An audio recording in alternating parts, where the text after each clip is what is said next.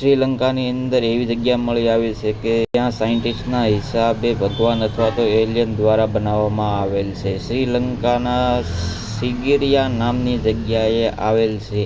શોધખોળ દરમિયાન જાણવા મળ્યું છે કે 180 મીટર ઊંચા આ પથ્થર ઉપર પ્રાચીન મહેલના અવશેષો મળી આવ્યા છે. આ મહેલ બનાવવા માટે 30 લાખ જેટલી ઈંટોનો ઉપયોગ કરવામાં આવેલ છે. પણ વિચારવા જેવું એ છે કે 30 લાખ ઈંટો ઉપર પહોંચાડી કઈ રીતે, કેમ કે ત્યાં ઉપર ચડવા માટે કોઈ પગથિયા અથવા તો બીજી વ્યવસ્થા ન હતી.